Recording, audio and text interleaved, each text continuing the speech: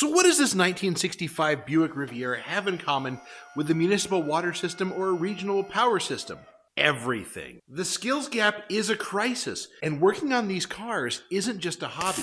This is the foundation of the infrastructure. And if you can understand and fix these machines, you can fix anything. These machines teach the fundamental skills that the world around us is built on. And just something I want to point out that's a little bit of an inconvenient truth is the generation that's complaining about the young guys not picking up the trades is the same generation that was in charge when they were removing shop classes from schools. We traded the wood shop, the welding shop, the auto shop for computer classes and more required classes. And now they're surprised that there's a problem. And I don't want to rant about it, I want to solve it. Even though some of the classes may be gone, simple machines are still simple machines, and physics still applies to all of them. If fewer people know how to understand, work on, diagnose, and fix old machines, then classic car ownership gets a lot harder for all of us. And when the last guy dies who knows how to rebuild carburetors, that knowledge dies with him. But it's not just about rebuilding carburetors.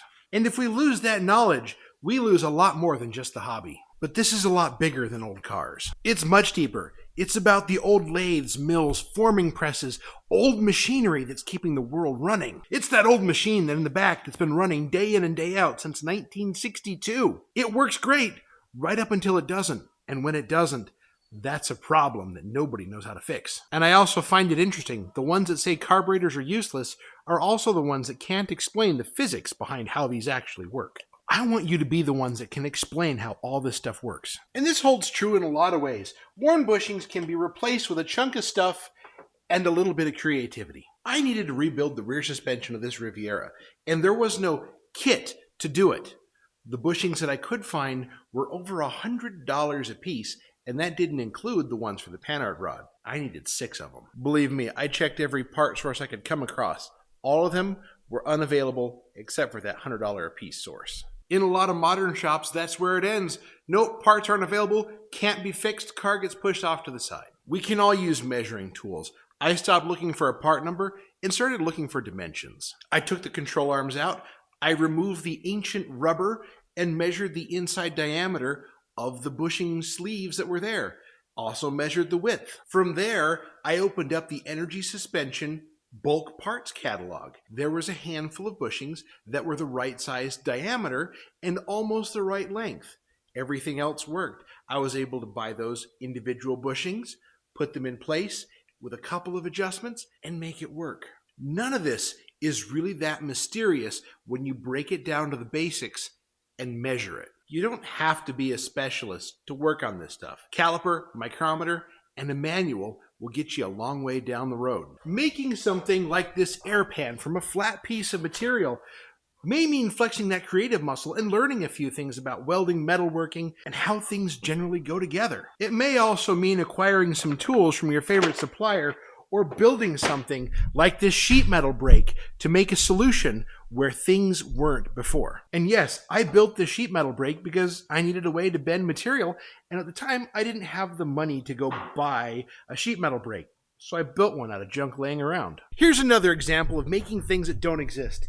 I broke the rear end, the ring and pinion, in this Suzuki Quad Runner. These parts are practically unobtainium, but I do have a 7.5-inch 10 bolt that came out of my El Camino.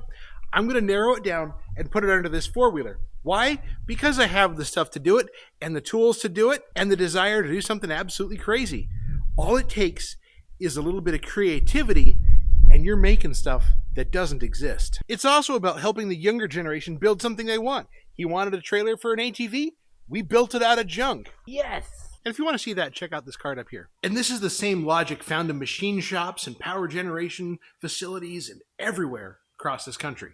Hydraulic presses and water turbines are all just a collection of levers, bearings, physics, and fluid dynamics. A lot like our old cars. When you're troubleshooting a no spark or other issue with your V8, that's not too wildly different than troubleshooting a power grid problem. You're learning a bit about mechanical honesty to be able to fix these things and get things back up and running again. There's a lot of talk about cars becoming overly connected, tracked, and potentially disabled by an update that failed to load or disabled through other more nefarious causes. We don't have to get political to see that if you can't fix it, you don't own it. Keeping an honest machine alive like my El Camino or my Regal or any other classic isn't just about nostalgia. It's about maintaining your ability to be self-reliant. It's also maintaining and improving your ability to be ungovernable. And whether I'm in my dad's garage or my own, I'm paying attention to the legacy that we build. The Riviera and the 56 Olds